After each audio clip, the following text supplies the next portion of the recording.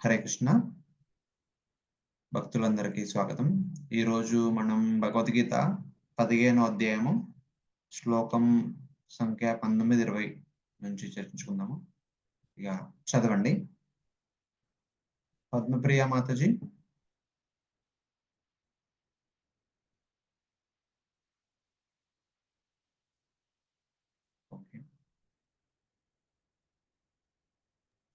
हरे कृष्ण प्रभुजी, दंडवत प्रणाम प्रभुजी। यो मामी वाचमूढ़ यो मामेव सम्मूढ़ जानाति पुरुषोत्तमं स सर्व विद्भज्जति मां सर्वभावीव भारत। अनुवादము. ఓ భారత, సంశయరహితంగా నన్ను పురుషోత్తముడని తెలియగలిగిన వాడే సర్వజ్ఞుడు. అంతచే అతడు నా భక్తియుక్త సేవ యందు సంపూర్ణముగా నిమగ్నుడగును.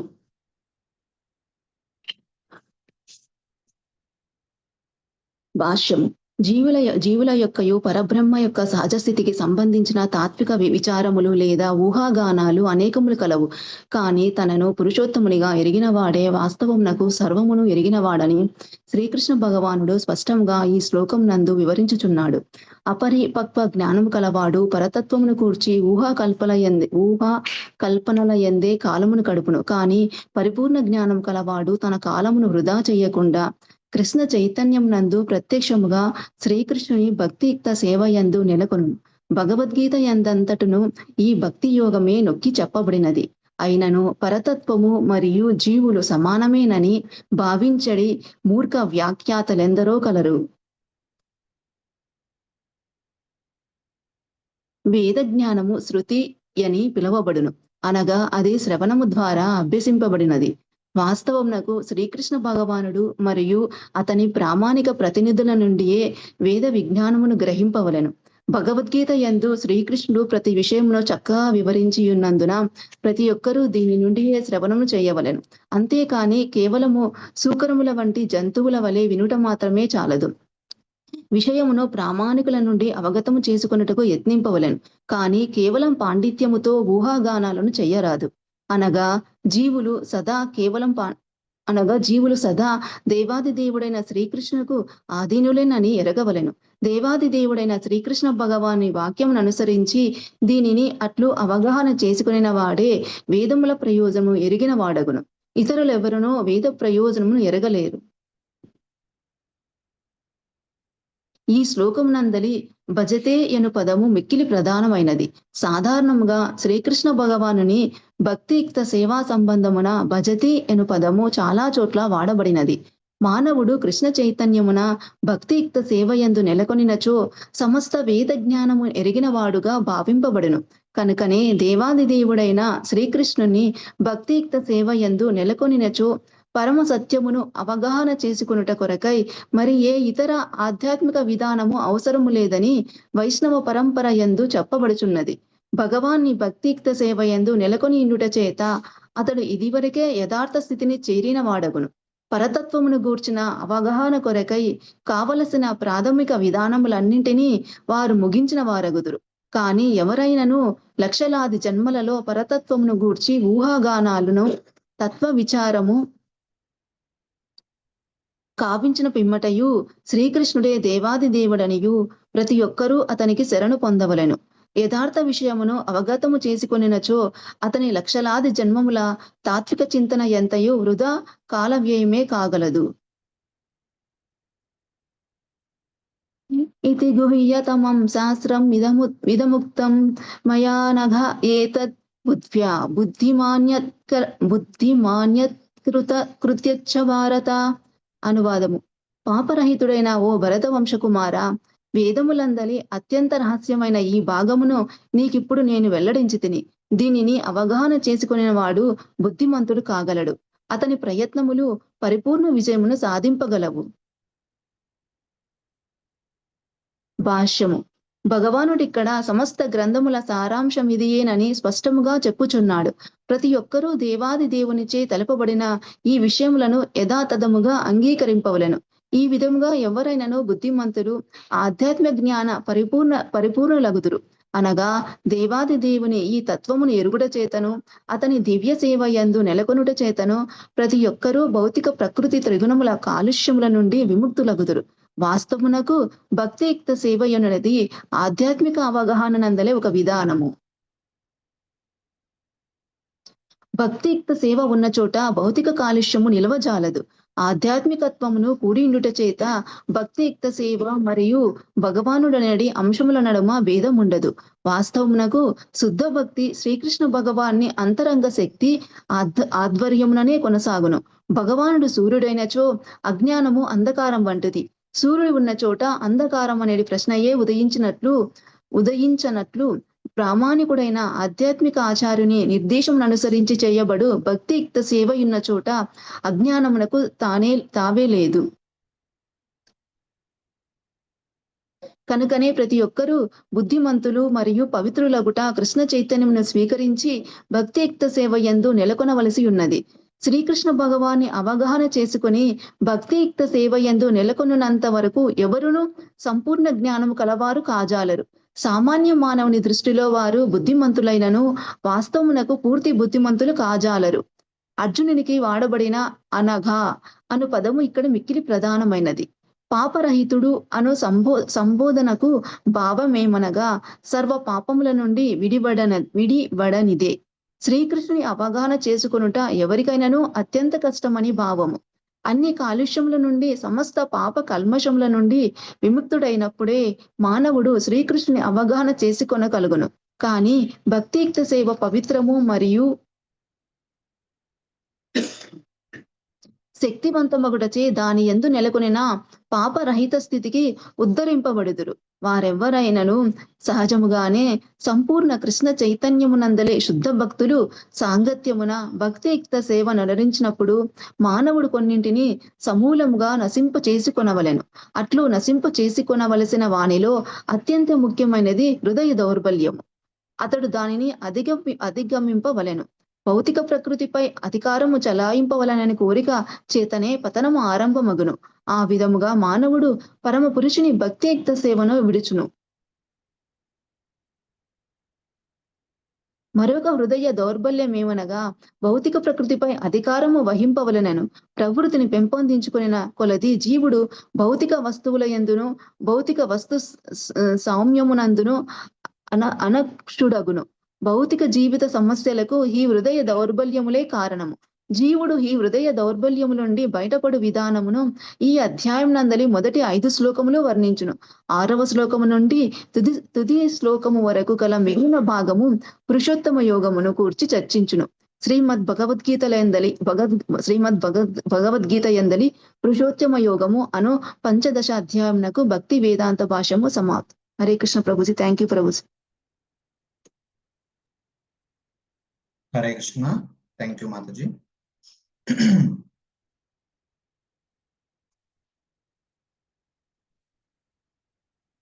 సో భక్తులందరికీ ఈరోజు మార్నింగ్ సత్సంగ్ ప్రోగ్రాంలో స్వాగతం. భగవద్గీత 18 అధ్యాయాలు ఉన్నటువంటి భగవద్గీతలో మధ్యలో ఉన్నట్టు 9, 10 చాలా ఇంపార్టెంట్. ఆ 9, 10 తర్వాత అంతే ప్రాముఖ్యత ఉన్న అధ్యాయము 15వ అధ్యాయము. ఈ 15వ అధ్యాయంలో ముఖ్యంగా లాస్ట్ 5 శ్లోకాలు చాలా ఇంపార్టెంట్. ఎలాగైతే 10వ అధ్యాయంలో ఉన్నటువంటి శ్లోకం సంఖ్య 8, 9, 10, 11 ఈ 4 శ్లోకాలని చతుశ్లోకి భగవద్గీత అంటారు. భగవద్గీత యొక్క సారాంశం అంతా ఒక క్రిప్టిక్ వర్డ్ లాగా, అంటే గూఢంగా ఈ 4 శ్లోకాల ద్వారా చెప్పడం జరిగింది సంక్షిప్తంగా. అదేవిధంగా అదే భగవద్గీత యొక్క సారాంశాన్ని, అదే భగవద్గీత యొక్క సిద్ధాంతాన్ని ఈ 5 శ్లోకాల్లో చెప్పడం జరిగింది. మనం ఏదైనా సరే ఒక శాస్త్రాన్ని తీసుకుంటే ప్రతి శాస్త్రము మనకు 3 విషయాలు చెప్తుంది: సంబంధ, అభిధేయ, ప్రయోజనం. జీవుడికి భగవంతుడికి మధ్య సంబంధం ఏంటి? జీవుడికి ప్రకృతికి మధ్య సంబంధం ఏంటి? భగవంతుడికి ప్రకృతికి మధ్య సంబంధం ఏంటి?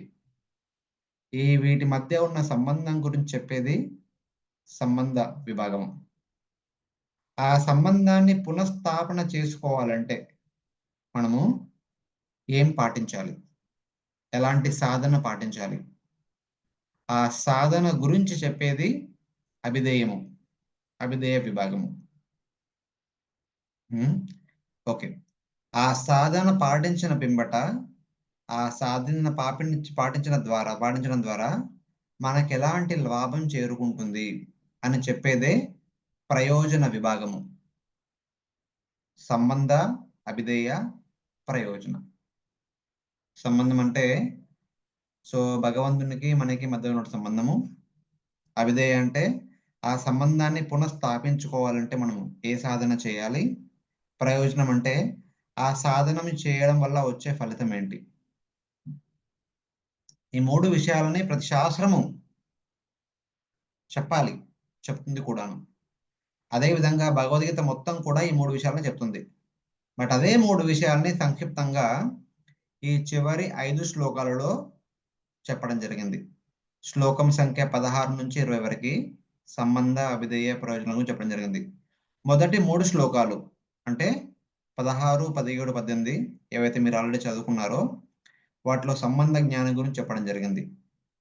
ఇవాళ మనం చదువుకుంటున్న 2 శ్లోకాల్లో అంటే 19వ శ్లోకంలో అవిధేయం గురించి, 20వ శ్లోకంలో ప్రయోజనం గురించి చెప్పడం జరిగింది. ఇవాళ ఈ 3 విషయాల గురించి భగవంతుడే సంక్షిప్తంగా చెప్పాడు భగవద్గీతలో. దాని నుంచి మనకు అర్థమైనటువంటి రీతిలో మనం అర్థం చేసుకునేటువంటి విధంగా ఇంకా సంక్షిప్తంగా మనము చర్చించుకుందాము.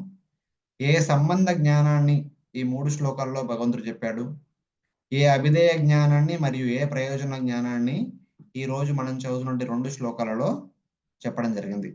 ఆ విషయం గురించి కొంచెం చర్చించుకుందాం.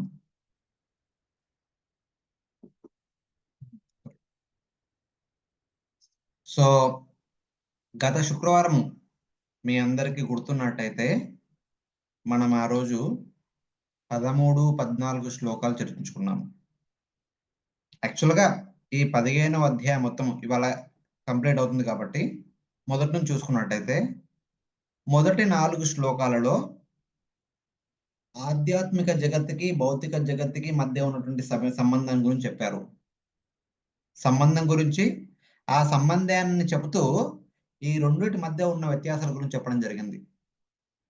ఊర్ధ్వమూలం అధశాఖం అశ్వత్థం ప్రాహురవ్యయం చందాంసి యస్య పర్ణాని యస్సం వేద సవేదవేస్ అధశ్చ పూర్వం ప్రస్తుత శాఖ గుణ ప్రవృద్ధ విషయ ప్రవాల అధశ్చ మూలాన్ని అనుసంతాన్ని కర్మానుబంధీని మనుష్యలోకే నరూపమస్య తతోపలభ్యతే నాంతో నచాది నచ సంప్రతిష్ట అశ్వత్థమేనం సువిరూఢమూలం అసంగ శస్త్రేణ దృఢేన చిత్వా తథా పరం తత్ పరిమార్గితవ్యం యస్మిన్ గతానా నివర్తంతి భూయ తమేవ చాద్యం పురుష పురాణం ప్రస్తుత పురాణం.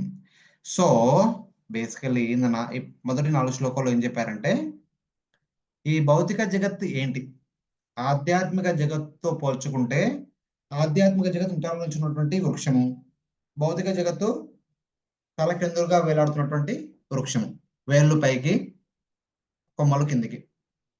ఈ మొత్తం వృక్షాన్ని 14 భాగాలు చేసి 14 లోకాలతో సమానము.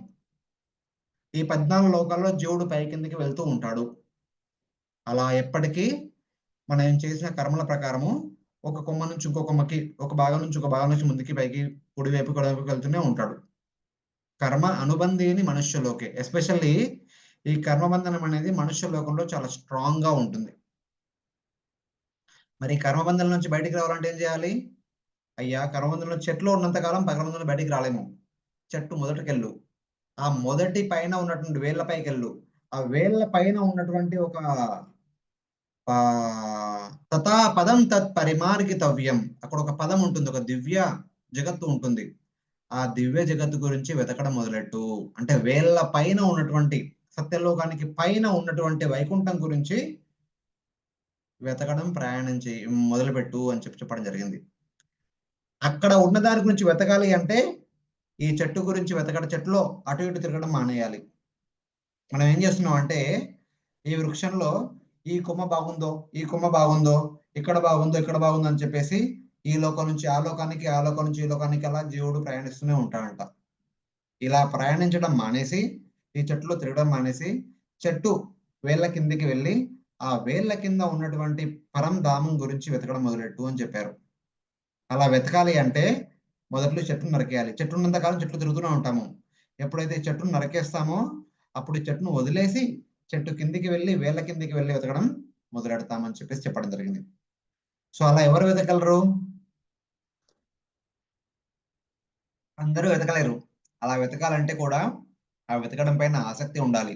ఆ ఆసక్తిని మెయింటైన్ చేయాలంటే కొన్ని సద్గుణాలు కావాలి. ఏంటవి?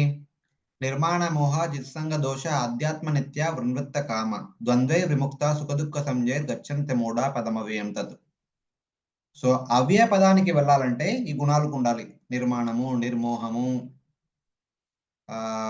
వినివృత్త కామ, ద్వంద్వై విముక్త సుఖదుఃఖ సంజయ్, జితసంగ దోష, ఆధ్యాత్మ నిత్య అని చెప్పేసి రకరకాల క్వాలిటీస్ గురించి చెప్పడం జరిగింది.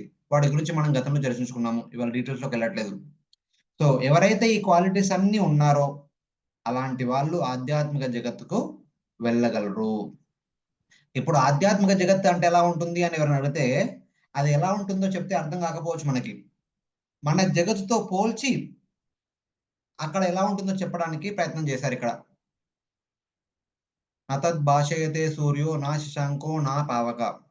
మన జగత్తులో, మన ఈ భౌతిక 14 లోకాలతో కూడా ఉండే భౌతిక జగత్తులో మనందరం బతకాలంటే మనకి సూర్య, చంద్ర, అగ్ని ఇత్యాది దేవతల యొక్క సహాయ సహకారాలు ఎప్పుడూ కావాలి. వాళ్ళ సహాయం లేకుండా మనం ఏమీ చేయలేము. సూర్యుడు లేకుంటే మనం నిద్ర లేసి పని చేసుకోలేము. చంద్రుడు లేకుంటే తినడానికి భోజనం లేదు. అగ్ని లేకుంటే వెళ్తురు పనులు చేసుకోవడానికి పని, యజ్ఞం చేసుకోవడానికి యజ్ఞం, ఎలాంటివి ఏమీ ఉండవు. సో ఈ మూడిటి యొక్క మిగతా వాళ్ళందరి సహాయం కూడా ఉంటుంది. బట్ అందరి సహాయంలో వీళ్ళ ముగ్గురి సహాయము చాలా చాలా చాలా చాలా చాలా ఇంపార్టెంట్. అందుకే వాళ్ళ ముగ్గురు పేర్లు చెప్పడం జరిగింది.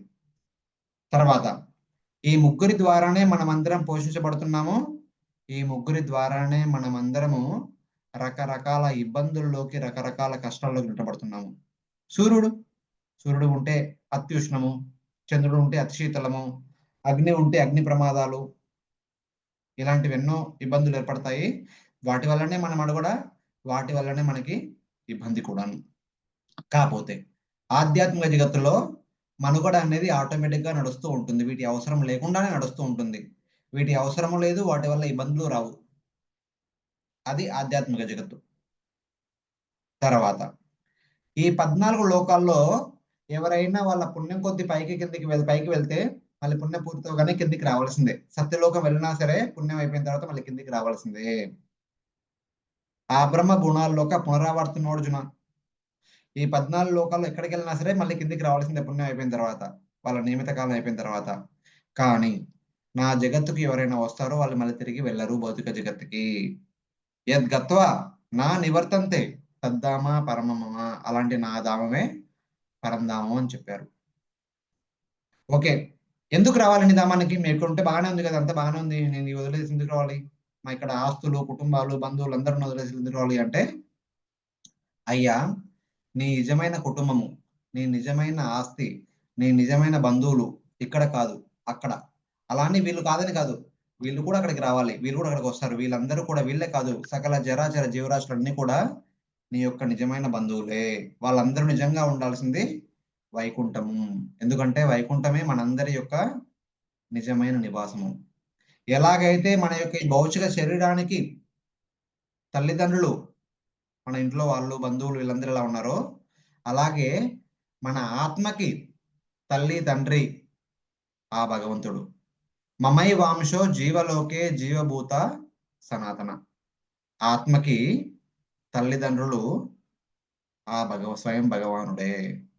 ఈ యొక్క శరీరానికి ఈ జన్మలో మన తల్లిదండ్రులు, మరో జన్మలో వేరే వాళ్ళు మన తల్లిదండ్రులు అవుతారు, ఇంకో జన్మలో ఇంకోరు తల్లిదండ్రులు అవుతారు. సో మనం ఈ శరీరంలో ఉన్నంత కాలం వీళ్ళు మనకు తల్లిదండ్రులు. వాళ్ళ పట్ల మనం ఎలా అయితే గౌరవభావంతో, సేవాభావంతో ఉంటామో, బట్ అనంత కాలము శాశ్వతమైనటువంటి సనాతనమైనటువంటి ఆత్మకి తల్లిదండ్రులు ఆ స్వయం భగవంతుడు. సో అలాంటి స్వయం భగవంతుడి పట్ల సేవాభావం, గౌరవభావం ఉండాలి. అలాంటి భగవంతుతో ఉండాలనేటువంటి ఆలోచన కూడా ఉండాలి అని చెప్పేసి 7వ శ్లోకంలో చెప్పడం జరిగింది. మమైవ అంశో జీవలోకే జీవభూత సనాతన. సనాతనమైనటువంటి జీవరాశులకి నేనే తండ్రిని అని చెప్పేసి భగవంతుడు చెప్తున్నాడు. కాబట్టి ఆయనతో ఉండడం మనందరికీ సబబు అనే విషయం అర్థం చేసుకోవాలి మనం. అలా కాని పక్షంలో ఆయన్ని వదిలేసి మన భౌతిక జగత్తుకు వచ్చి మనం ఏం చేస్తున్నాం ఇక్కడ అంటే, మన యొక్క ఇంద్రియాల శరీరం యొక్క సహాయ సహకారాలతో ఈ భౌతిక జగత్తులో ఉన్నటువంటి భౌతిక సుఖాలని అనుభవించడం కోసము ఒక శరీరాన్ని వదిలి ఇంకో శరీరానికి, అది వదిలి ఇంకో శరీరానికి అలా వెళ్తూ ఉంటూనే ఉన్నాము. శ్రోత్రం చక్షు స్పర్శనం చ రసనం గ్రహణమేవ చ అధిష్టాయ మనశ్చాయం విషయాన్ ఉపసేవతే. ఉత్క్రామంతం సితం వాపి భుంజానం వా గుణాన్వితం విమూఢానాను పశ్యంతి పశ్యంతి జ్ఞాన చక్షుష. ఈ శరణంలో కొంతకాలం ఉంటాము. ఈ శరణంలో ఉన్న ఇంద్రియాల సహాయంతో ఇంద్రియ భోగం చేస్తాము. అది అయిపోయిన తర్వాత ఇంకో శరణంలోకి వెళ్తాం, అక్కడ ఇంద్రియ భోగం చేస్తాం, అలా తిరుగుతూనే ఉంటాము. కానీ మనం ఇక్కడ ఉన్నంత కాలము మన యొక్క భౌతిక శరీరాన్ని, అంటే స్థూల శరీరాన్ని, సూక్ష్మ శరీరాన్ని, మన యొక్క ఆత్మని పెంచి పోషించేది ఆ భగవంతుడే. మన యొక్క స్థూల శరీరాన్ని పెంచి పోషించుకోవడం కోసము ఆ భగవంతుడు సూర్యునిలో సూర్యకాంతి వలె, చంద్రుల్లో చంద్రకాంతి వలె, అగ్నిలో అగ్ని వలె, చంద్రకాంతి ద్వారా మనందరికి ఇచ్చే భోజనాలు, భూమిలో ఆ స్థిరత్వాన్ని మనకిచ్చి మనకు ఉండడానికి, ఇల్లు కట్టుకోవడానికి, రోడ్లు నిర్మించుకోవడానికి అన్ని సహాయ సహకారాలు చేస్తున్న భగవంతుడే. భోజనం వంట చేయడానికి అగ్ని రూపంలో, భోజనం చేసిన తర్వాత దాన్ని తిన్నది అరిగించుకోవడానికి జఠరాగ్ని రూపంలో, ఇలా ప్రతి చిన్న చిన్న విషయంలో కూడా మన యొక్క స్థూల శరీరాన్ని భగవంతుడు పెంచి పోషిస్తున్నాడు. అదే భగవంతుడు మన సూక్ష్మ శరీరాన్ని కూడా పెంచి పోషించడానికి మన హృదయంలో ఉన్నటువంటి మనస్సు, బుద్ధి, అహంకారము, చేతనము, ఈ 4ంటిని చైతన్యం చేస్తూ ఎల్లవేళలా వాటి పనులు సక్రమంగా చేసుకునే విధంగా వాటికి ఆ యొక్క శక్తిని అందిస్తూ ఉన్నాడు. సర్వస్య చాహ మృతి సన్నివిష్టో మత్త స్మృతి జ్ఞానం అపోహనం చ. ఆ భగవంతుడు మన హృదయంలో ఉంటూ మన బుద్ధి, అహంకార చేతనలకి సరైన దిశానిర్దేశం చేస్తూ శక్తినిస్తూ వాటి పనులు చేసుకునే విషయంలో సహాయ సహకారాలు చేస్తున్నాడు. దానికి ఉదాహరణగా బుద్ధి ఉంది. బుద్ధి ఏం పని చేస్తుంది? స్మృతి, జ్ఞానం, అపోహనం. మన పాత జ్ఞాపకాలు, కొత్త తెలివి, తర్వాత మరుపు, వీటన్నిటిని ఆ భగవంతుడు వాటికి ఇస్తున్నాడు. ఒక ఉదాహరణ చెప్పాడు, అదేవిధంగా మిగతావి కూడా. ఆ తర్వాత ఓకే, స్థూల శరీరాన్ని, సూక్ష్మ శరీరాన్ని పోషిస్తున్నాడు. మరి మన ఆత్మను ఎలా పోషిస్తున్నాడు? వేదేశ చాహం వేదేశ సర్వే రహమేవ వేద్యో వేదాంతకృత్ వేద విదేవ చాహం. ఆత్మని పోషిస్తున్నాను అని చెప్పడం కోసం ఈ 2 లైన్లు చెప్పడం జరిగింది. వేదేశ సర్వే అహమేవ వేద్యో వేదాంతకృత్ వేదవిత్ ఏవ చాహం. అన్ని వేదాలు ఆ భగవంతుడు మనకి ఎందుకు ఇచ్చాడంటే, వాటి ఆధారంగా మన ఆత్మ ఎప్పుడు ఆ యొక్క భగవంతుని గురించి తెలుసుకోవాలనేటువంటి పరితపనతో పరిశ్రమ చేస్తూనే ఉండాలి. ఆ విషయం గురించి ఇక్కడ చెప్పడం జరిగింది. ఆత్మ యొక్క విద్యుక్త ధర్మం ఏంటంటే, ఆ భగవంతుని గురించి తెలుసుకోవడము, ఆ భగవంతునికి సేవ చేయడము. ఈ భౌతిక శరీరానికి, భౌతిక మనస్సు, బుద్ధి, అహంకారం చేతనకి ఎన్నో భౌతిక ధర్మాలు ఉంటాయి. కానీ ఆత్మ యొక్క ధర్మం ఒకటే. వేదేశ సర్వేర్ అహమేవ వేద్యో. ఆ భగవంతుని గురించి తెలుసుకోవడము, ఆ భగవంతునికి సేవ చేయడం అనేది మాత్రమే ఆత్మ యొక్క ధర్మము. సో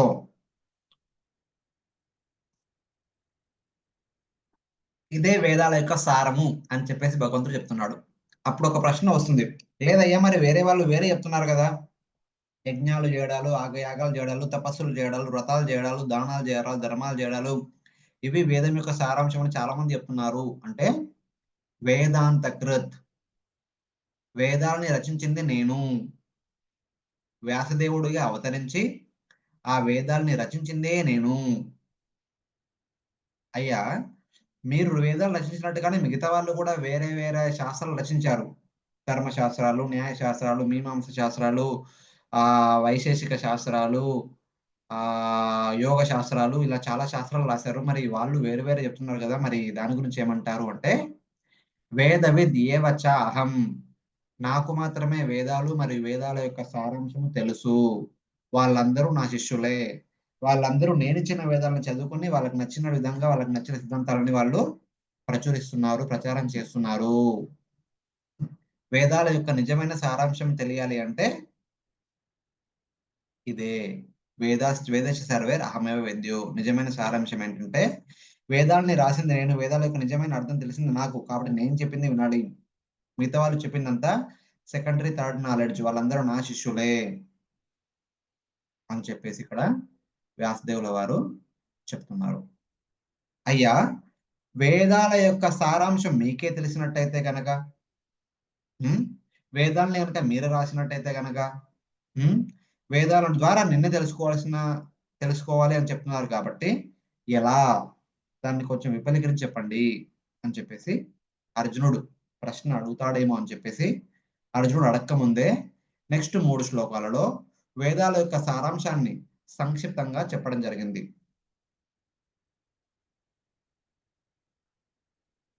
సంబంధ జ్ఞానాన్ని సంక్షిప్తంగా మరుసటి 3 శ్లోకాల్లో చెప్పారు. ఆ తర్వాత 2 శ్లోకాల్లో సంబంధ ప్రయోజన జ్ఞానాన్ని చెప్పడం జరిగింది. ఈ 3 శ్లోకాలని కూడా త్రిశ్లోకి భగవద్గీత అని చెప్తారు. ద్వాౌ ఇమౌ పురుషౌ లోకే క్షరశాక్షరమేవచ క్షర సర్వాణి భూతాన్ని కూటస్థో అక్షర ఉచ్యతే. ఇక్కడ ఏం చెప్తున్నారంటే, ఈ భౌతిక జగత్తులో ఉన్నటువంటి సకల చరాచర జీవరాశులని 2 రకాలుగా విభజించవచ్చు. ద్వాౌ ఇమౌ పురుషౌ లోకే, ఎస్పెషల్లీ మిగతా జీవరాశులను పక్కన పెడితే మనుషులే, ఎందుకంటే భగవద్గీత మనుషుల కోసం చెప్పడం జరిగింది కాబట్టి, మనుషులలో 2 రకాల మనుషులు ఉంటారంట. క్షర మరియు అక్షర.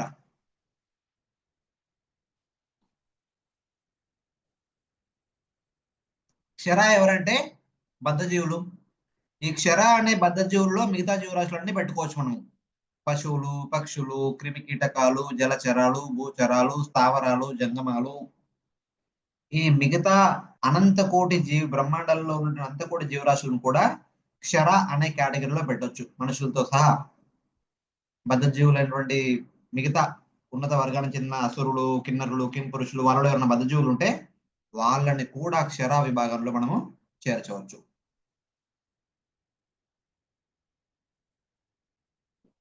క్షర అంటే భౌతిక జగత్తులో బద్ధావస్థలో ఉన్న జీవరాశులందరినీ కూడా మనం క్షర అనేయచ్చు.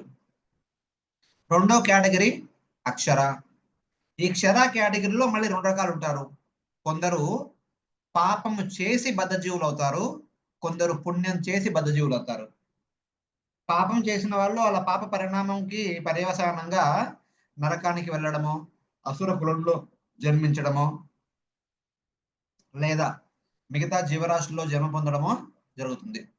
అదే పుణ్యం చేసిన బద్ధజీవులు అయితే పితృలోకానికి వెళ్ళడమో, స్వర్గలోకానికి వెళ్ళడమో, ఇక్కడ అక్కడ వెళ్ళడమో ఏదో ఒకటి చేస్తూ ఉంటారు. అక్కడికి వెళ్ళినప్పటికీ కూడా వాళ్ళ పుణ్యం అయిపోగానే మళ్ళీ తిరిగి ఇక్కడికి రావాలి. అక్కడ ఎప్పటికీ అనంతకాలం వరకు ఉండలేరు. సో ఆ విధంగా పుణ్యాత్ములైనా సరే, పాపాత్ములైనా సరే వీళ్ళందరూ క్షర బద్ధజీవ కేటగిరీలోకే వస్తారు. సో పాపాత్ములైతే వాళ్ళని వికర్ములు అంటారు. అంటే విరుద్ధ రూపేణ కర్మ చేసేవాళ్ళు, అంటే వేదాలలో చెప్పినట్టు దానికి విరుద్ధంగా కర్మ చేసే వాళ్ళని వికర్ములు అంటారు. అదే వేదాలలో చెప్పినటువంటి నియమానుసారంగా కర్మని పాటిస్తే వాళ్ళని సకామ కర్ములు అంటారు. వాళ్ళు వేదాలలో చెప్పిన ధర్మాన్ని ఎందుకు పాటిస్తున్నారంటే వాళ్ళ కోరికల్ని పూర్తి చేసుకోవడం కోసం కాబట్టి.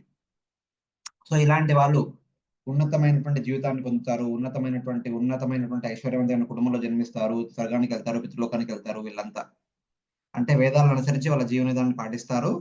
సకామ కర్ములు అంటారు వీళ్ళని. సకామ కర్మ పాటించేటువంటి కర్మయోగులు అంటారు. కర్మయోగులు కాదు, కర్మకాండి వ్యక్తులు అంటారు వీళ్ళని. సో ఇది క్షర విభాగంలో ఉన్నటువంటి బద్ధజీవులు 2 రకాలు, వికర్ములు, సకామ కర్ములు. తర్వాత అక్షర అంటే ఆల్రెడీ ముక్తావస్థలో ఉన్నటువంటి జీవరాశులు, ఎస్పెషల్లీ మనుషులను అనుకుందాం. అక్కడ ముక్తావస్థలో ఉన్నటువంటి సాధకులు ఆల్రెడీ ముక్తిని ఆల్మోస్ట్ పొందారు వీళ్ళు ఎవరు వీళ్ళు నిష్కామ కర్మయోగ, జ్ఞానయోగ, అష్టాంగ యోగాన్ని పాటించేటువంటి వ్యక్తులు అక్షర కేటగిరీలోకి వస్తారు. బట్ ప్రప్రథమంగా ఒక గృహస్థులుగా ఉండి నిష్కామ కర్మయోగ పాటించి ఆ తర్వాత వానప్రస్థమో సన్యాసమో స్వీకరించి జ్ఞానయోగాన్ని పాటించి జీవన్ముక్త అవస్థ స్థితికి వచ్చినటువంటి వాళ్ళని అక్షర అంటారు. అంటే ఆల్మోస్ట్ లిబరేటెడ్. క్షర సర్వాణి భూతాన్ని కూటస్థో అక్షర ఉచ్యతే. క్షర సర్వాణి భూతాన్ని అంటే అన్ని రకాల జీవరాశులు ఎవరైతే బద్ధవస్థలో ఉన్నారో, ఎవరైతే 14 లోకాల్లో కిందికి పైకి తిరుగుతున్నారో వాళ్ళందరూ క్షర, అన్ని రకాల జీవరాశులు. బట్ ఈ అందరు జీవరాశుల్లో ఎవరైతే జీవన్ముక్త ప్లాట్ఫామ్కి ఆల్రెడీ వచ్చేసారో, ముక్త స్థితికి ఆల్రెడీ చేరుకున్నారో, నిష్కామ కర్మయోగ తద్వారా జ్ఞానయోగ పాటించి ముక్త స్థితికి ఎవరైతే వచ్చారో వీళ్ళని అక్షర అంటాము. సో క్షరులు ఏం చేస్తున్నారు? వేదాలని పాటిస్తున్నారు, దేవతల్ని పూజిస్తున్నారు, తద్వారా పై లోకాలకి వెళ్తున్నారు. ఇంకా వేరే మూర్ఖులు ఏం చేస్తున్నారు? భూత ప్రేత పిశాచుల్ని పూజిస్తున్నారు, అసురుల్ని పూజిస్తున్నారు. కాబట్టి వాళ్ళ స్వరలోకానికి, భూత ప్రేత పిశాచ లోకానికి, నరక లోకానికి వాళ్ళు వెళ్తున్నారు. వాళ్ళందరూ బద్ధజీవుడు. అదేటువంటి ముక్త జీవులు అయితే ఎవరిని పూజిస్తారు? బ్రహ్మజ్యోతిని పూజిస్తారు. పరంబ్రహ్మ ఉన్నారు కదా, ఆ పరబ్రహ్మని పూజించే వాళ్ళనే నిష్కామ కర్మయోగులు, జ్ఞానయోగులు లేదా అక్షరులు అంటారు. వాళ్ళ మనస్సంతా చిన్నప్పటి నుంచి ముక్తిని పొందడం కోసమే ఆలోచిస్తూ ఉంటారు. తద్వారా దానికి కూడినటువంటి సాధన చేస్తూ ఉంటారు. వీళ్ళందరూ ముక్తిని పొందే ప్రయత్నంలో ఆ యొక్క పరబ్రహ్మని పూజిస్తూ, ఆరాధిస్తూ, పరబ్రహ్మ గురించి శ్రవణం చేస్తూ, కీర్తనం చేస్తూ, అవన్నీ చేస్తూ అలా పరబ్రహ్మలో ప్రవేశించడం కోసము సకల ప్రయత్నాలు చేస్తారు. బ్రహ్మజ్యోతిలో సాయుధ్య ముక్తి లేదా కైవల్య ముక్తిని పొందడం కోసము రకరకాల ప్రయత్నము చేస్తూ ఉంటారు.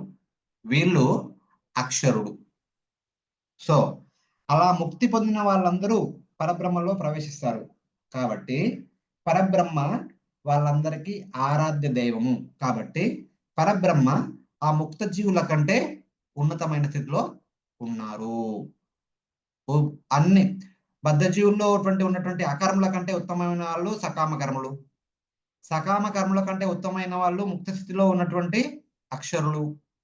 వాళ్ళందరూ పూజించేటువంటి పరబ్రహ్మము వాళ్ళకంటే ఉన్నతమైన స్థితిలో ఉంటారు. సో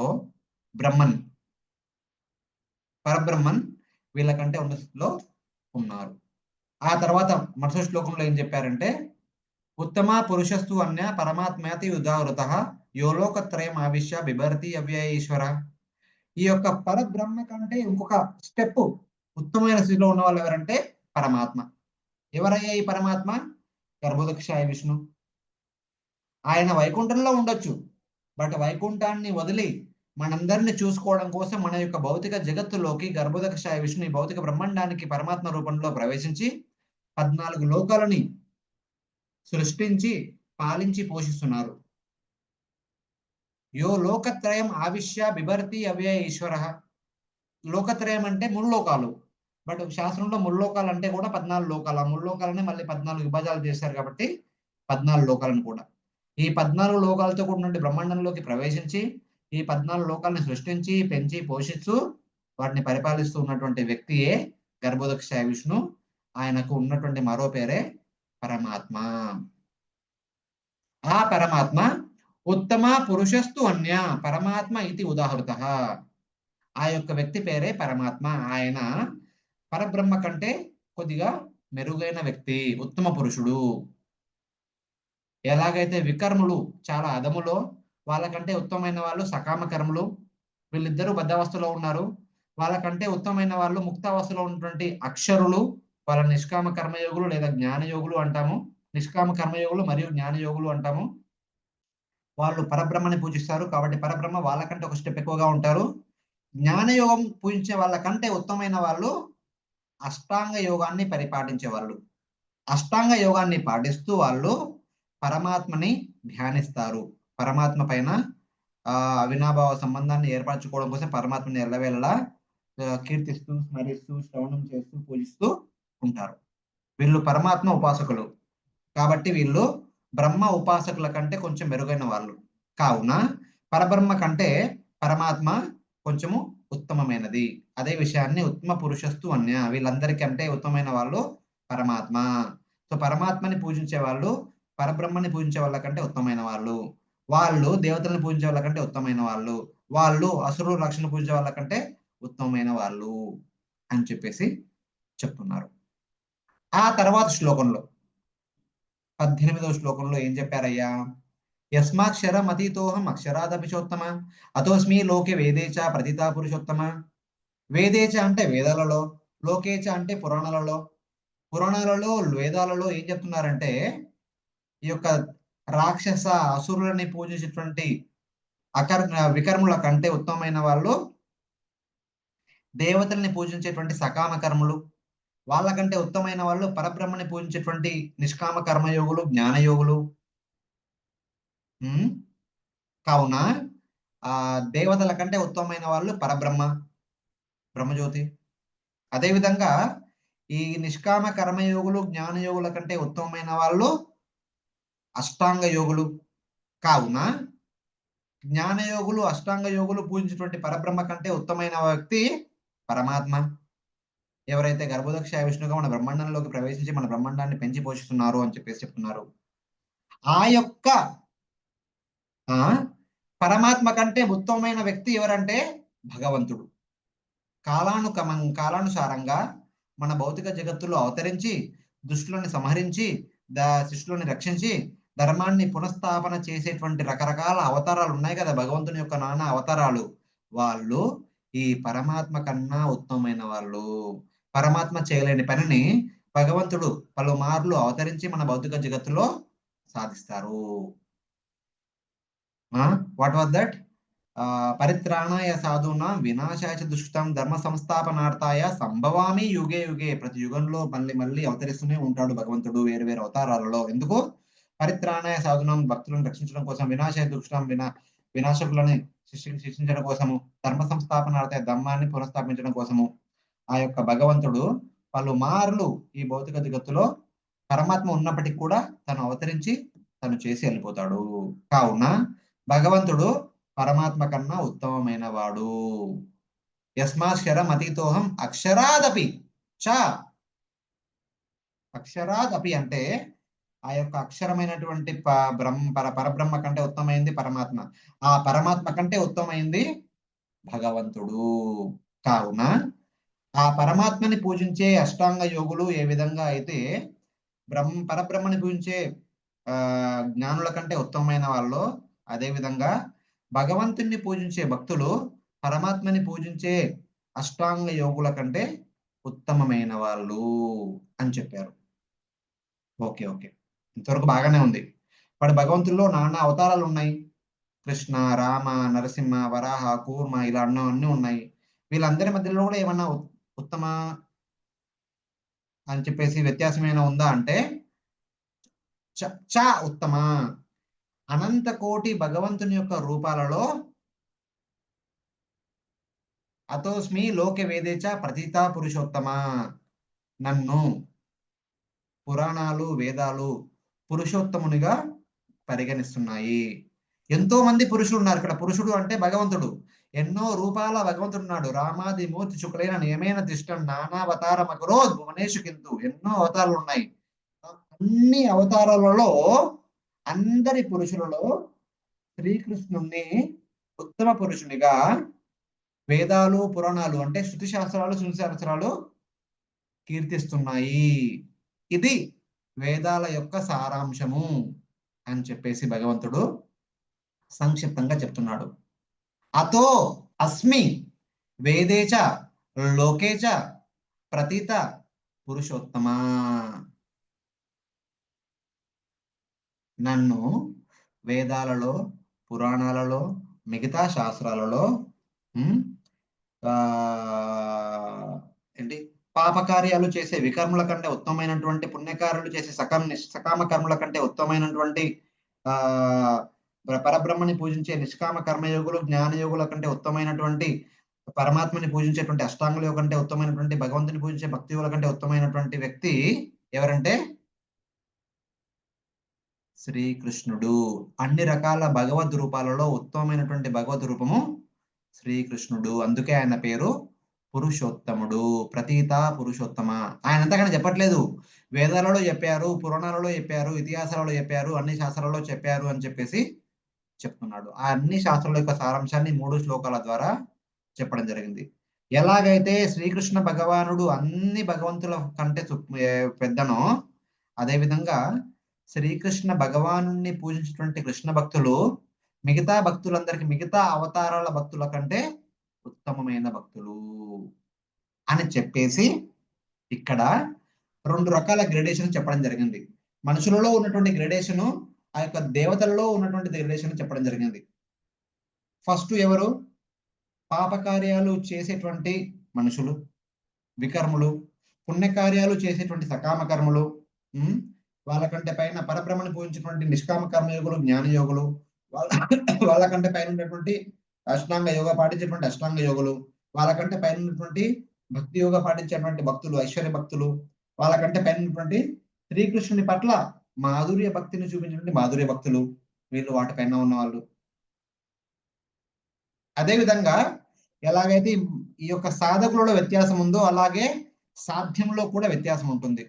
ఫస్ట్ అసురుని, రాక్షసుని, భూత ప్రేతపిశాచాలను పూజేటువంటి వాళ్ళు అందరికంటే తక్కువ స్థితిలో ఉంటుంది. వాళ్ళపైన దేవతలు, వాళ్ళపైన పరమాత్మ, పరబ్రహ్మ, వాళ్ళపైన పరమాత్మ, వాళ్ళపైన భగవంతుని యొక్క నానా రూపాలు, నానా అవతారాలు, వాళ్ళపైన శ్రీకృష్ణ భగవానుడు, పూర్ణ పురుషోత్తమ శ్రీకృష్ణ భగవానుడు. అందుకే ఆయనని పురుషోత్తముడు అంటున్నారు. ఇది మన యొక్క వేదాల, ఇతిహాసాల, పురాణాల సారాంశము, సంబంధ జ్ఞానము. ఈ జ్ఞానాన్ని ఎవరైతే అర్థం చేసుకుంటారో వాళ్ళకి సరి అయిన సంబంధ జ్ఞానము ఉన్నట్టు. ఎవరైతే ఈ విషయాన్ని అర్థం చేసుకుంటారో, ఎవరైతే శ్రీకృష్ణ భగవానుడు అన్ని రకాల భగవంతుని యొక్క రూపాలలో ఉత్తమమైనటువంటి పురుషోత్తముడు, ఆ శ్రీకృష్ణ పట్ల ఉన్నటువంటి భక్తి మార్గము అన్ని రకాల భక్తి మార్గము కంటే ఉత్తమమైంది, అన్ని రకాల యోగ మార్గము, జ్ఞాన మార్గము, నిష్కామ కర్మ మార్గము, సకామ కర్మ మార్గము, పాప మార్గాలన్నింటికంటే ఉత్తమమైంది అని చెప్పేసి అర్థం చేసుకుంటారో అలాంటి వ్యక్తులు ఏం చేస్తారయ్యా? వ్యోమాం ఏవం అసమ్మూఢో జానాతి పురుషోత్తమం. ఎవరైతే నన్ను పురుషోత్తముడుగా తెలుసుకుంటారో అలాంటి వ్యక్తులకి ఆయన ఇచ్చే బిరుదు ఏంటంటే అసమ్మూఢ. మూఢ అంటే మూర్ఖుడు, సమ్మూఢ అంటే పూర్తిగా మూర్ఖుడు, అసమ్మూఢ అంటే ఏమాత్రం కూడా మూర్ఖుడు కాడు, అంటే పూర్తిగా జ్ఞానవంతుడు అని. అలాంటి వ్యక్తి ఏంటంట? సా సర్వవేద్. అలాంటి వ్యక్తి అన్ని తెలిసిన వ్యక్తి అవుతాడు. ఏమాత్రం మూర్ఖుడు కానటువంటి వ్యక్తికి అన్ని తెలుసు. అన్ని అంటే అన్ని విషయాల యొక్క సారాంశము శ్రీకృష్ణ భగవానుడు పూర్ణ పురుషోత్తముడు అనే విషయం తెలుసు కాబట్టి ఆయనకి అన్ని తెలిసినట్టే. అన్నింటి యొక్క సారాంశం తెలిసి అన్ని తెలిసినట్టే. సా సర్వవిద్. అలా తెలిసినటువంటి వ్యక్తి ఊరికే ఊరుకోడు. భజతి మాం, నన్ను సేవిస్తాడు, నన్ను ఆరాధిస్తాడు. ఎలా? సర్వభావేన భారత, మనసా వాచ కర్మణ, ఎల్లప్పుడూ అన్ని క్షణాల అన్ని వేళలా నా యొక్క సేవలో మునిగి ఉంటాడు. పాపకర్మల కంటే ఉత్తమమైనవి పుణ్యకర్మలు, పుణ్యకర్మల కంటే ఉత్తమమైనది నిష్కామ కర్మయోగ, నిష్కామ కర్మయోగ కంటే ఉత్తమమైనది జ్ఞానయోగ, జ్ఞానయోగ కంటే ఉత్తమమైనది అష్టాంగ యోగ, అష్టాంగ యోగ కంటే ఉత్తమమైనది వేది సాధన భక్తి, వేది సాధన భక్తి కంటే ఉత్తమమైనది అనన్య భక్తి, భగవంతుడి శ్రీకృష్ణుని పట్ల ఉన్నటువంటి వ్రజభక్తి లేదా అనన్య భక్తి. ఎవరైతే అనన్య భక్తి అన్నిటికంటే ఉత్తమైంది అని తెలుసుకుంటారో వాళ్ళు అనన్య భక్తి కాకుండా ఇంకా వేరే ఏం చేస్తారు? అన్న భక్తిని వదిలేసి పాపకర్మలు చేస్తారా? ఎక్కడో అట్టడుగున ఉన్నటువంటి పాపకర్మలు ఎవరు చేయాలనుకుంటారు చెప్పండి? అలా చేస్తున్నాము అంటే మనకి సరైన జ్ఞానం లేదని, ఈ యొక్క జ్ఞానం మనం సరిగ్గా అర్థం చేసుకోలేదని మనము అర్థం చేసుకోవాలి. ఎవరైతే దీన్ని కరెక్ట్ గా అర్థం చేసుకుంటారో వాళ్ళు ఒక్క క్షణం కూడా వేస్ట్ చేయకుండా వాళ్ళ మనస వాచ కర్మని అన్ని రకాలుగా అన్ని వేళలా ఆ యొక్క పూర్ణ పురుషోత్తమ శ్రీకృష్ణ భగవంతుని యొక్క అనన్య భక్తి సేవలో నిమగ్నమై ఉంటారు. దీనినే అభిధేయ తత్వము అని చెప్పడం జరిగింది. ఎవరైతే ఆ జ్ఞానం కరెక్ట్ గా తెలుసుకుంటారో వాళ్ళు భగవంతుని సేవ చేయకుండా ఒక్క క్షణం కూడా ఉండలేరు. సా సర్వవిద్ భజతి మాం సర్వభావేన భారత. అన్ని రకాలుగా మనస వాచ కర్మనే పగలు రాత్రి తేడా లేకుండా ఎల్ల వేళలా సత్తం కీర్తయంతో మాం, యదంతస్య దృఢవ్రత నమస్సంతస్య మాం భక్త్యా నిత్యయుక్త ఉపాసతే. ఎల్లవేళ అనన్యా చింతయంతో మాం ఏ జనా పర్యుపాసతే తేషాం నిత్యాభియుక్తానాం యోగక్షేమం వాహమ్యం. ఏ మాత్రము సమయాన్ని వ్యర్థం చేయకుండా, కాలయాపన చేయకుండా, పాపపు ఆలోచనల దృష్టి మళ్లించకుండా కేవలం భగవంతుని సేవలో నిమగ్నమై ఉంటారు. ఆ భగవంతుని యొక్క శుద్ధ భక్తుల సేవలో నిమగ్నమై ఉంటారు అని చెప్పేసి ఇక్కడ చెప్పడం జరిగింది. ఇది ఎవరికైతే సంబంధ జ్ఞానం బాగా తెలుస్తుందో వాళ్ళు మాత్రమే ఇది చేయగలరు. ఇలా కనుక ఎవరైనా చేస్తారనుకో వాళ్ళకి ఎలాంటి లాభం లభిస్తుంది, ఎలాంటి ప్రయోజనం లభిస్తుంది, ఆ ప్రయోజనం గురించి మనకి చివరి శ్లోకంలో చెప్పారు. ఇది గుహ్యతమం శాస్త్రం ఇదముక్తం మయానగా ఏతద్ బుద్ధ్వా బుద్ధిమాన్ స్యాత్ కృతకృత్యశ్చ భారత.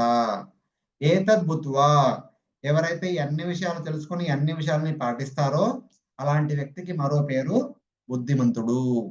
గత శ్లోకంలో అతన్ని అసమ్మూఢ అని చెప్పారు, ఏమాత్రం కూడా మూర్ఖత్వం లేనటువంటి వ్యక్తి. ఈ శ్లోకంలో అతన్ని పూర్ణ బుద్ధిమంతుడు అని చెప్తున్నారు. ఇది గుహ్యతం శాస్త్రం ఇదముక్తం మయానగా, ఓ అర్జున, నా ద్వారా అన్ని శాస్త్రాల యొక్క గుహ్యతమం అంటే పరిపూర్ణ సీక్రెట్, అంటే మామూలుగా ఎవ్వరు కూడా ఈ శాస్త్రాలను చదివితే ఇది ఇంత అర్థం చేసుకోలేరు. దానిని నీ ద్వారా అందరికీ అర్థమయ్యే విధంగా నేనే సంక్షిప్తంగా చెప్తున్నాను. గుహ్యతమం, the most secret knowledge of all the Vedas, the top most secret of all the Vedic literatures. ఏంటది? ఇంతకుముందు 4 శ్లోకాల్లో చెప్పినటువంటి విషయము. ఎవరైతే ఈ విషయాన్ని అర్థం చేసుకుంటారో వాళ్ళని పరిపూర్ణ బుద్ధిమంతుడు అంటాము. కృతకృత్యశ్చ భారత, అలాంటి వ్యక్తులు పాటించాల్సిన భక్తిని పాటిస్తారు, లభించాల్సిన కృష్ణ ప్రేమని పొందుతారు అని చెప్తున్నారు. కృత కృత్యశ్చ భారత, వాళ్ళు ఏం చేయాలో అది చేస్తారు, ఏం పొందాలో అది పొందుతారు. ఏం పొందుతారో భగవంతుడు క్లియర్ గా చెప్పలేదు ఇక్కడ, ఎందుకంటే సర్వగుహ్యతమం, అన్ని సీక్రెట్లలో చాలా గొప్ప సీక్రెట్ కాబట్టి తెలుసుకోవాలంటే మనము ఆచార్యుల ద్వారానే తెలుసుకోగలము. భగవద్గీత ఎంత ఓపెన్ సీక్రెట్ అయినప్పటికీ కూడా అందులో కూడా కొంచెం సీక్రెట్ ఉంది. కృతకృత్యశ్చ అంటే మనం ఏం చేయాలో అది చేస్తారు అంటే అన్న భక్తిని పాటిస్తారు. కృత్యశ్చ అంటే మనం ఏం పొందాలో అది పొందుతాము. ఏంటది? కృష్ణ ప్రేమ, గోలోక బృందావనంలోకి ప్రవేశము, భగవంతుని యొక్క నిత్య పార్షదులలో భాగస్వామ్యము, ఇవన్నీ పొందుతారు. అది ప్రయోజనము. సో ఈ విధంగా ఈ యొక్క 20 శ్లోకాలలో సంక్షిప్తంగా అసలు ఏం జరుగుతుంది, మనం ఎవరము, ఆ భగవంతుడు ఎవరు, ఈ భౌతిక జగత్ ఏంటి, ఆధ్యాత్మిక జగత్ ఏంటి, ఈ రెండింటి మధ్య అవినాభావ సంబంధం ఏంటి, ఇక్కడ ఉన్న వాళ్ళు ఏం చేస్తున్నారు, ఎట్లా చేస్తున్నారు, ఎందుకు చేస్తున్నారు, అందరూ ఎలా బతుకుతున్నారు, ఎలా మెయింటైన్ చేయబడుతున్నారు, ఇవన్నిటి గురించి అన్ని శాస్త్రాలలో చెప్పినటువంటి అన్ని విషయాల యొక్క ఎసెన్స్ తీసుకొని సంక్షిప్తంగా 20 శ్లోకాలలో ఆ భగవంతుడు చెప్పడం జరిగింది. ఒక విధంగా ఎవరైతే ఈ 15వ అధ్యాయాన్ని బాగా అర్థం చేసుకుంటారో వాళ్ళకి భగవంతుడు చెప్పినట్టుగా అన్ని శాస్త్రాల యొక్క సారాంశాన్ని అర్థం చేసుకున్న వాళ్ళు అవుతారు. హరే కృష్ణ. సో ఈ 4 శబ్దాలతో మనము ఇక్కడ ఆపేద్దాము. జస్ట్ ఒక చిన్న బ్రీఫ్ సారాంశం లాగా మొత్తం చెప్పాను, ఎందుకంటే కనెక్షన్ ఉంటుందని చెప్పేసి. So thank you very much.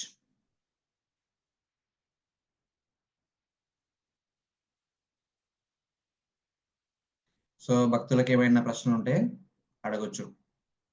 Janaki Sastry Mataji.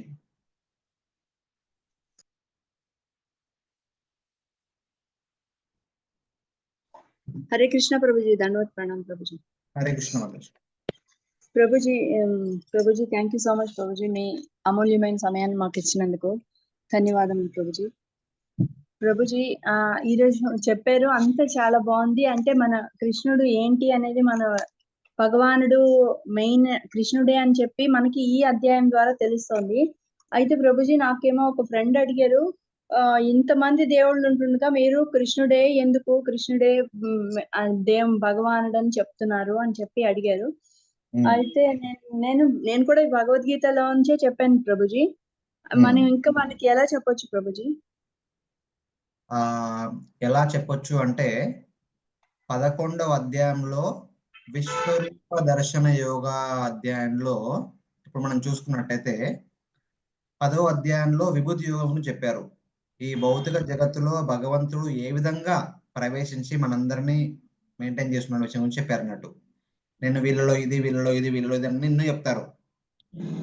అప్పుడు అర్జునుడు అడుగుతాడు, కొద్దిగా వాటిని డైరెక్ట్ గా చూపించగలవా? నువ్వు చెప్పావు సరే, ఇంకా బాగా అర్థం కావాలంటే దాన్ని చూడాలనుకుంటున్నాను. నువ్వు ఏ విధంగా ఈ భౌతిక జగత్తులో ప్రవేశించి ఈ భౌతిక జగత్తు యొక్క సృష్టి, స్థితి, లయ అన్ని జరిపిస్తున్నావు, కొద్దిగా చూయించు అంటాడు. నేను నా కనుక చూడగలిగే క్షమత ఉంటే చూయించు అంటాడు. అప్పుడు ఆ భగవంతుడు విశ్వరూపాన్ని చూపిస్తాడు అర్జునుడికి.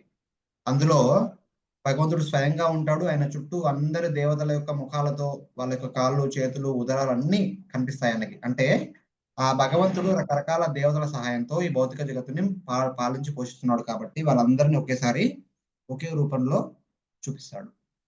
ఆ తర్వాత పాలించడం చూపించాడు, తర్వాత అందరిని నశించడం కూడా చూపిస్తుంటాడు. కాల రూపాన్ని చూపించి ఈ యొక్క మహాభారత యుద్ధం ద్వారా 18 అక్షయుని సేనలు అందరూ చనిపోయి వాళ్ళందరూ ఆ కాలగర్భంలో ఎలా కలిసిపోతున్నారో అది కూడా చూపిస్తారు. అది చూడగానే అర్జునుడికి భయం వేసి, అయ్యయ్యా నేను చూడలేను దీన్ని, ఈ యొక్క భయంకరమైనటువంటి భయానకమైన రూపాన్ని నేను చూడలేను, దయచేసి నీ యొక్క శాంత రూపమైనటువంటి చతుర్భుజ విష్ణుమూర్తి రూపాన్ని చూయించు అంటాడు. అప్పుడు అదే కృష్ణుడు ఆ యొక్క విశ్వరూపాన్ని అంతర్ధానం చేసి 4 చేతులు ఉన్నటువంటి వాసుదేవ కృష్ణ రూపాన్ని, అంటే నారాయణుని రూపాన్ని చూపిస్తాడు. ఆ తర్వాత మళ్ళీ అర్జునుని కోరిక మేరకు ధన్యోస్మి, చాలా సంతోషము, తిరిగి మళ్ళీ నీ యొక్క స్వరూపానికి వచ్చేసేయి అని చెప్తారు. సౌమ్య రూపానికి వచ్చేసేయి అని అడుగుతారు అర్జునుడు. సో అర్జునుని కోరిక మేరకు మళ్ళీ ఆ యొక్క చతుర్భుజ వాసుదేవ కృష్ణ రూపాన్ని వదిలేసి నార్మల్ పార్థసారథి కృష్ణ రూపంలోకి, రెగ్యులర్ ఫామ్ లోకి వచ్చేస్తారు. సో ప్రభుపాదుల వారు ఏం చెప్తున్నారంటే దీన్ని బట్టి అర్థం చేసుకోండి, కృష్ణుడే నారాయణునిగా రూపాన్ని దర్శనమిచ్చాడు. అదే కృష్ణుడు మన భౌతిక జగత్తుని పరిపాలించేటువంటి క్షీరదక్షాయ విష్ణువు తర్వాత ఆయనకు సహకరించే రకరకాల దేవత రూపాలలో దర్శనమిచ్చాడు. ఆయనే ఈ యొక్క సృష్టి వినాశనానికి కారణమైనటువంటి కాలరూప దర్శనం కూడా ఇచ్చారు. ఎన్ని రూపాలకి దర్శనమిచ్చి మళ్ళీ తిరిగి మన స్వరూపంతో మళ్ళీ భగవద్గీతని కంటిన్యూ చేశారు. అంటే ఆయనే అన్ని రూపాలకి ఆధారము, అన్ని అవతారాలకి ఆయనే ఆధారము అని మనము భగవద్గీత ద్వారానే అర్థం చేసుకోవచ్చు అని చెప్పారు. కాకపోతే భాగవతం ఆధారంగా, చైతన్య చరితామృత ఆధారంగా చాలా ఉన్నాయి. జన్మాష్టమి సమయంలో దాని గురించి మనం చర్చించుకోవచ్చు. తర్వాత మిగతా సమయంలో మనం ఏదో ఒక రోజు ఎలా శ్రీకృష్ణ భగవానుడు అన్ని అవతారాలకి ఆధారము, కారణభూతం అని చెప్పేసి ఇంకో రోజు మనము సిద్ధాంత పరంగా చైతన్య చరితామృత మతం మరియు భాగవతం ఆధారంగా మనం చర్చించుకుందాము. బట్ ఇప్పటి వరకు భగవద్గీత ఆధారంగా మొత్తం ఈ విధంగా మనము అర్థం చేసుకోవచ్చు. ఒక్క నిమిషము. హరే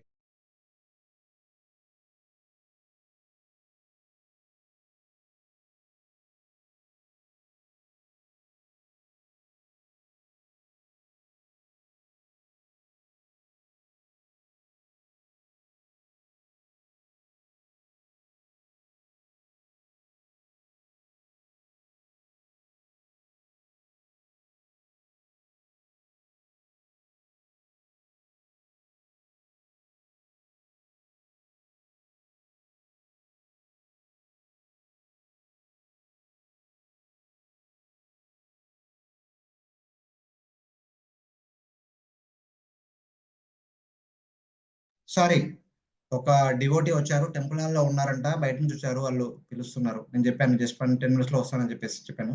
ఇంకా ఒకరిద్దరు క్వశ్చన్లు త్వరగా అడగండి.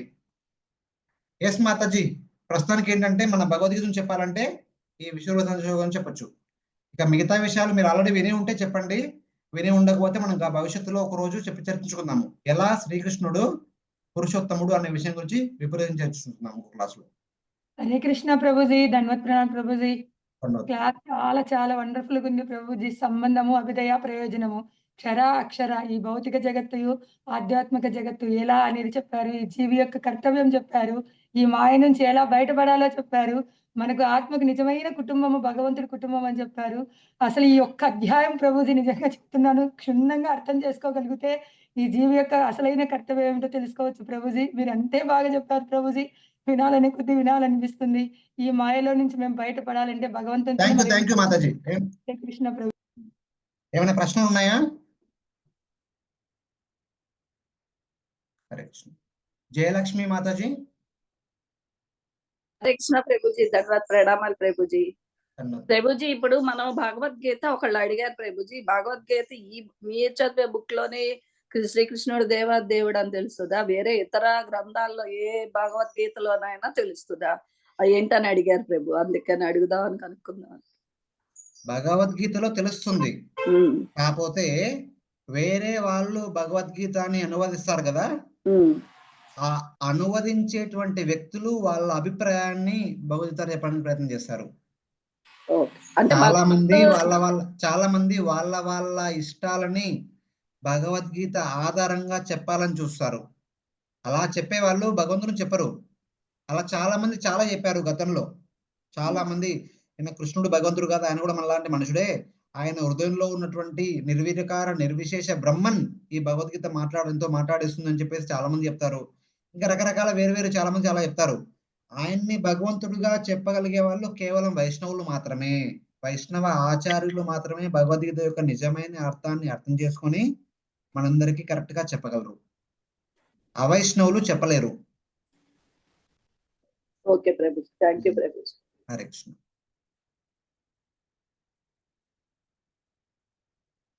Okay, next Satyavani Mataji. హరే కృష్ణ ప్రభుజీ, దండవత్ ప్రణామం ప్రభుజీ. ప్రభుజీ, నిజంగా చెప్పాలంటే కృష్ణుడు మనకు నిజమైన దేవుడు. భగవద్గీత ఎన్నో ఏళ్ల నుంచి ఉన్నా కూడా కృష్ణ ఆలయాలు ప్రభుపాదుల వారు వెంకటేశ్వర స్వామి, శివుడు గుళ్ళు, అమ్మవారి గుళ్ళు ఇవన్నీ ఎక్కువ ఉంటాయి. కానీ కృష్ణుడు గుళ్ళు ఇస్కాన్ తర్వాతే చాలా డెవలప్ అయ్యాయి ప్రభుజీ. అందుకని అసలు ఈ ప్రభుపాదుల వారికి ధన్యవాదాలు. మీ అందరు గురువులు మాకు ఉపదేశం ఇస్తున్నందుకు మీ అందరికి కూడా ధన్యవాదాలు ప్రభుజీ.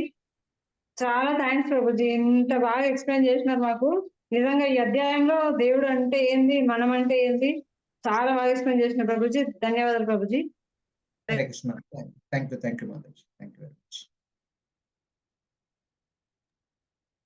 హరే కృష్ణ ప్రభుజీ, దండవత్ ప్రణామాలు ప్రభుజీ. చాలా బాగా చెప్పారు ప్రభుజీ. అసలు మేము బుక్ చదివినా మేము ఇంత క్లియర్ గా అర్థం చేసుకోవాలి ప్రభుజీ. మీలాంటి గురువుల సాంగత్యం దొరకడం మాకు అసలు చాలా అదృష్టం అనిపిస్తుంది. ఇది అర్థం చేసుకొని బుక్ మీరు చెప్పిన క్లాస్ విని ఒకసారి బుక్ చదివితే కానీ మాకు ఎంత క్లియర్ గా డీప్ గా మేము అర్థం చేసుకోలేం ప్రభుజీ. చాలా థ్యాంక్ యూ ప్రభుజీ. మీరు క్షరలు అక్షరాలు కానీ చేరలేరు భగవంతుని. మరి అష్టాంగ యోగ పద్ధతి చేసేవాళ్ళు భగవంతుని చేరలేరు. మరి సర్వధర్మాన్ని పరిత్యజ అంటూ మనము భక్తి యోగంలో ఉన్నవారు మాత్రమే భగవంతుని చేరగలరు అనేది అంతేనా ప్రభుజీ? క్షరులు చేరలు అందరూ చేరడు. చూడు, క్షరలో 2 భాగాలు ఉంటారు. పాప కర్మలు చేసేవాళ్ళు, పుణ్యకర్మలు చేసేవాళ్ళు, వీళ్ళిద్దరిని క్షర అంటాము. పాప కర్మలు చేసేవాళ్ళు నరకానికి వెళ్ళడము, అసురుల లోకానికి వెళ్ళడము, రాక్షసులు భూత పిశాచాలకు వెళ్ళడము, లేదా వేరే జీవరాశుల్లో జన్మ పొందడము చేస్తారు. అదే పుణ్యాత్ములు అయితే పితృలోకానికి స్వర్గలోకానికి వెళ్ళడము, లేదా ఉన్నత కుటుంబాల్లో జన్మించడము చేస్తారు. ఓకే, వీళ్ళిద్దరూ బద్ధజీవులే. వీళ్ళ పైన ఉన్నటువంటి వాళ్ళు అక్షరులు ఎవరు? నిష్కామ కర్మయోగము, జ్ఞానయోగాన్ని పాటించి ముక్తి కోసము హారనిశలు ప్రయత్నించే వాళ్ళు, అంటే పరబ్రహ్మలో ప్రవేశించి సాయుధ్య ముక్తిని పొందాలనుకునే వాళ్ళు ముక్తిని పొందుతారు, పరబ్రహ్మతో ఉంటారు. వాళ్ళకంటే ఉత్తమమైన వాళ్ళు జ్ఞానయోగులు, వాళ్ళు కూడా ముక్తిని పొందుతారు. వాళ్ళకంటే ఒక స్టెప్ ఉత్తమైన వాళ్ళు భక్తులు. ఎవరైతే భగవంతుని యొక్క వేరు అవతారాన్ని పూజిస్తారో వాళ్ళందరూ ఐశ్వర్య భక్తులు అనొచ్చు. మన సాధన భక్తులు, ఐశ్వర్య భక్తులు అని చెప్పొచ్చు వాళ్ళని. అంటే దాస్య భావంతో భగవంతుని పూజించే వాళ్ళు. కాకపోతే వాళ్ళకంటే ఉత్తమైన వాళ్ళు అనన్య భక్తితో, మాధుర్య భావంతో భగవంతుణ్ణి పూజించాలనుకునే వాళ్ళు. అంటే వ్రజవాసుల లాగా భగవంతుని పట్ల అవాజ్యమైన అనన్యమైనటువంటి ప్రేమను చూపించే వాళ్ళు. మిగతా వైకుంఠాలలో భగవంతుని పట్ల గౌరవభావం ఎక్కువగా ఉంటుంది, బట్ గోలోక వృందావనంలో భగవంతుని పట్ల ప్రేమ భావం ఎక్కువగా ఉంటుంది. సో గౌరవం కంటే ప్రేమ ఉత్తమైంది కాబట్టి అనన్య భక్తి ఐశ్వర్య భక్తి కంటే ఉత్తమమైంది. అదేవిధంగా ఈ యొక్క ప్రేమ భక్తిని స్వీకరించేటువంటి శ్రీకృష్ణ భగవంతుడు దాస్య భక్తిని స్వీకరించేటువంటి వైకుంఠ విష్ణుమూర్తుల కంటే రకరకాల అవతారాల కంటే పూర్ణ పురుషోత్తముడు అని చెప్పే విషయాన్ని ఈ యొక్క అధ్యాయం ద్వారా చెప్పడం జరిగింది. ఇదే అన్ని రకాల వేదాల, శాస్త్రాల, ఉపనిషత్తుల యొక్క సారాంశము అని కూడా చెప్పడం జరిగింది. అది ఎవరైతే ఇది అర్థం చేసుకుంటారో వాళ్ళు అన్ని రకాల వేద శాస్త్రాల యొక్క అర్థాన్ని అర్థం చేసుకున్న వాళ్ళు అని కూడా చెప్పడం జరిగింది. అలాంటి వ్యక్తులు అర్థం చేసుకున్నాక ఖాళీగా ఉండకుండా భగవంతుని పట్ల అనన్య భక్తిని చేస్తూ ఉంటారు. అలాంటి అనన్య భక్తులు భగవద్ధామానికి వెళ్ళి ఆ భగవంతునితో నిత్య పార్షదులై ఆయనకి సేవ పక్కనే ఉండి చేయగలరు అనేది మనకి ప్రయోజనం. సో ఈ విధంగా హరే కృష్ణ. నాగేశ్వరి మాతాజీ తిరుపతి. హరే కృష్ణ ప్రభుజీ, దండవ ప్రణాం ప్రభుజీ. ప్రభుజీ క్లాస్ బాగా అర్థమైంది. నాకు కూడా ఒక చిన్న డౌట్ ఉండింది. కలియుగంలో వెంకటేశ్వర స్వామి ఉన్నారు కదా, ఆయన మొక్కాలి కదా అనే ఒక డౌట్ ఉండింది ప్రభుజీ. నాకు క్లాస్ విన్నాక బాగా అర్థమైంది. లేదండి, ఏ భగవంతుని తక్కువ చేయట్లేదు. ఐశ్వర్య భక్తి కావాలంటే వెంకటేశ్వర స్వామిని, మిగతా విష్ణుమూర్తిని పూజించాలి. అదే మాధుర్య భక్తి, వ్రజవాసుల్లాగా మాధుర్య భక్తి కావాలంటే గోపాలుని పూజించాలి. అదే విధంగా స్వర్గలోకానికి వెళ్ళాలంటే దేవతల్ని పూజించాలి. నరకలోకానికి వెళ్ళాలంటే పాపాన్ని పూజించాలి.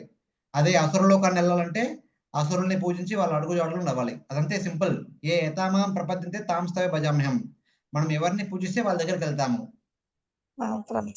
అదే నిష్కామ కర్మయోగ, జ్ఞానయోగ చేసి సాయుధ్య ముక్తిని పొందుతారు. అష్టాంగ యోగ చేస్తే పరమాత్మ దగ్గరికి వెళ్తారు. అదే భక్తి యోగ చేస్తే భగవంతుడి దగ్గరికి వెళ్తారు. దేవతల్ని పూజిస్తే దేవుల దగ్గరికి వెళ్తారు. అసురుల్ని పూజిస్తే అంటే అసురులాగా మనం ప్రవర్తిస్తే మనం అసురలోకానికి వెళ్తాము. పాపం చేస్తే నరకానికి వెళ్తాము. అది సింపుల్ అంతే. ఇంకా అదొక సిస్టమ్ ఎస్టాబ్లిష్ చేశారు. దాన్ని మనం ఇది చేసి మనకి ఇది లభిస్తుంది అని చెప్తున్నారు ఇక్కడ. అదే అడిగారు ఫ్రెండ్స్ కూడా, అదే అడిగారు. ఇక్కడే కదా వెంకటేశ్వర స్వామి ఉన్నారు కదా, మనం అక్కడే వర్క్ చేస్తున్నాం కదా, మళ్ళీ కృష్ణుడు అని అంటే ఎందుకు ప్రత్యేకంగా అని కూడా అడుగుతున్నారు ప్రభుజీ. అది కూడా భక్తే, ఇది కూడా భక్తే. బట్ ఆ రెండింటి భక్తిలో కొంచెం వ్యత్యాసం ఉంటుంది. ఇదేమో ఐశ్వర్య భక్తి, అది మాధుర్య భక్తి. సరే, థ్యాంక్ యూ ప్రభుజీ. గౌరవంతో భగవంతుని ఒక రాజులా కొలువు చేస్తాము, పూజిస్తాము. ఇక్కడ భగవంతుని ప్రేమతో ఒక కుటుంబంలో ఒక కుటుంబస్తుడిగా స్వీకరిస్తాము. చాలా వ్యత్యాసం ఉంటుంది. థ్యాంక్ యూ ప్రభుజీ, దండవ ప్రణామం Prabhuji. Hare Krishna. Okay, last question ఎవరు అడుగుతున్నారు? ఇక్కడ పేరు రాయలేదు, C3 అంట. ఎస్, హరే కృష్ణ.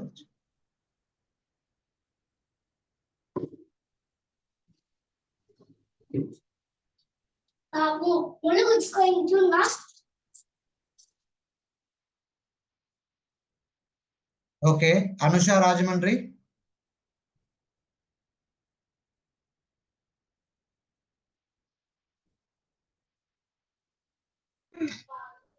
హరే కృష్ణ ప్రభుజీ. హరే కృష్ణ. నాకు అదే డౌట్ ప్రభుజీ. ఇప్పుడు మాతాజీ అడిగారు కదా, అన్ని దేవుళ్ళు ఉండగా మనం కృష్ణుని తీసుకున్నాం కదా, అంటే ఇందాక మీరు చెప్పారు కదా ఆయనే పరమ భాగవత్, అదే అందరికన్నా గ్రేటెస్ట్ పర్సన్ అని చెప్పి, విష్ణుమూర్తి కన్నా మన కృష్ణుడిని ఎక్కువగా తీసుకుంటున్నాం అని చెప్పి చెప్పారు కదా ప్రభుజీ.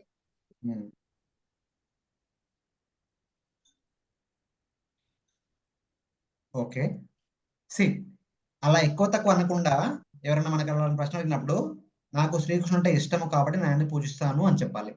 ఎప్పుడు కూడా మనము నేను చేసేది ఎక్కువ భక్తి, శ్రీకృష్ణుడు అందరికంటే గొప్ప దేవుడు అని చెప్తే అవతల వాళ్ళు ఫీల్ అవుతారు. అలా కాకుండా అయ్యా భక్తి ఏ భగవంతుడైనా చేయొచ్చు, బట్ నాకు కృష్ణ భక్తి నచ్చింది కాబట్టి నేను కృష్ణ భక్తి చేస్తాను అని చెప్పి నిదానంగా మన చుట్టూ ఉండే వాళ్ళకి, తెలియని వాళ్ళకి నచ్చ చెప్పాలి. మన భక్తుల మధ్య మనం ఇవన్నీ చర్చించుకుంటాము. బయటి వాళ్ళతో ఇవన్నీ చెప్తే వాళ్ళు ఒక్కోసారి ఫీల్ అవుతారు.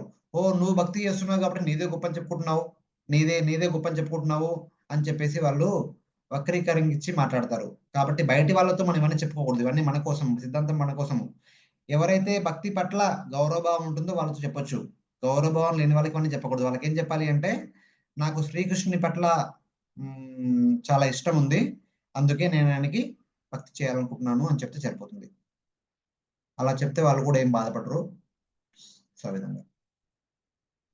Okay, thank you very much. అక్కడ ఒక డివోటీ వెయిట్ చేస్తున్నారు. ఒక డివోటీ వాళ్ళ ఫ్యామిలీ వచ్చింది, టెంపుల్లో కలవాలి. సో ఇవాళ ఇక్కడితో ఆపేద్దాము. ग्रंथराज श्रीमद् भगवत गीता की जय, श्री प्रभुपाद की जय, अनंत कोटि वैष्णव भक्त वृंद की जय, वांछा कल्पतरुभ्यश्च कृपा सिंधु भ्यो पतितानां पावनेभ्यो వైష్ణవేభ్యో నమో నమః. వచ్చే శుక్రవారం మళ్ళీ కలుద్దాము. అంతవరకు సెలవు. హరే కృష్ణ.